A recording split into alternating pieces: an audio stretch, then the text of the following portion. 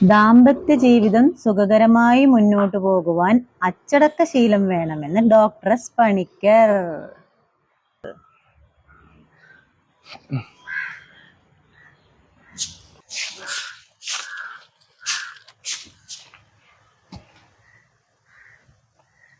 മുറിയുടെ പേരിട്ട്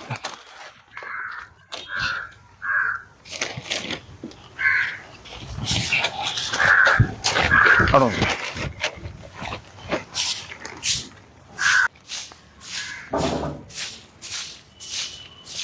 എന്തൊക്കെയാ? ഓ സുഖം തന്നെ. ഉമേഷില്ലേ? ഓ ഉണ്ട്, ദാ ഇവിടെ ഇരിക്കുന്നു. ഓരോന്ന് വന്നോളും രാവിലെ തന്നെ മനുഷ്യനെ മെനക്കെടുത്താൻ. അല്ല, നിങ്ങളെ വണ്ടി അടച്ച്? വണ്ടി ഞാൻ പുറത്ത് വെച്ചു. ഇങ്ങോട്ട് എടുത്തൂടെ? അല്ല, പിന്നെ ഇന്നലെ അനിമാഷ കേട്ടിരുന്നു. അപ്പൊ അനിമാഷ ഗ്രൂപ്പിലെ ആഡ് ചെയ്യാൻ വേണ്ടി പറഞ്ഞിട്ടുണ്ട്.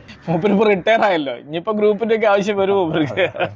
നമ്മളെ ഗ്രൂപ്പിലെ മനോജിന്റെ സ്ഥിതി കുറച്ച് ബുദ്ധിമുട്ടിലാണ്. അപ്പൊ എന്നോന്റെ കാര്യത്തിലൊന്ന് കൃത്യമായിട്ട് ഇടപെടണം. ഏത് നമ്മൾ ESI മനോജ്. ഞാൻ ഒരാഴ്ചയായിട്ട് അവനെ അത്ര ശ്രദ്ധിച്ചില്ല. ഞാൻ നോക്കാം, ഇന്ന് ഞാൻ ശ്രദ്ധിക്കാം കേട്ടോ. ചായ എടുത്താലോ? അയ്യോ, ചായ വേണ്ട, എപ്പം കുടിച്ചിട്ടേ ഉള്ളൂ. അതെ, എനിക്കുള്ള ഭക്ഷണം എടുത്തു കേട്ടോ. നിങ്ങൾ കൊണ്ട് വരി, നിങ്ങൾക്കുള്ള ഭക്ഷണം ഞാൻ ശരിക്കും തരുന്നുണ്ട്. ഇന്ന് എന്റെ വീട്ടിലേക്ക് ആരാ വരിക? സാദിഖിനെ പറഞ്ഞാൽ പോരെ? ഓ, സാധിക്കും മതി. ഒരു 11 എത്തിക്കോളം പറയും. 11 അല്ലേ? ആയിക്കോട്ടെ, ഞാൻ വിളിച്ചു പറഞ്ഞോളാം.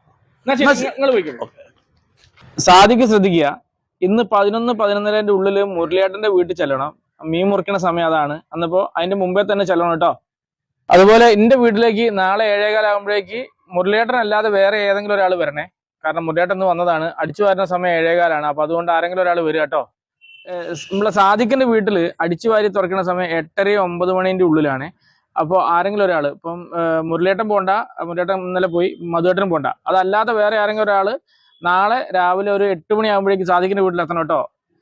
ദാമ്പത്യ ജീവിതത്തിൽ വീട്ടുപണികൾ എടുത്ത് കഷ്ടപ്പെടുന്ന പുരുഷന്മാർക്ക് വേണ്ടി തുടങ്ങിയ ഗ്രൂപ്പാണ് സഹയാത്രികർ. ഇതിന്റെ ലിങ്ക് ആവശ്യമുള്ളവർ ബന്ധപ്പെടുക. ഇവരുടെ അടുത്തൊക്കെ രക്ഷപ്പെടാൻ എന്തല്ലാതെ വേറെ വഴിയൊന്നും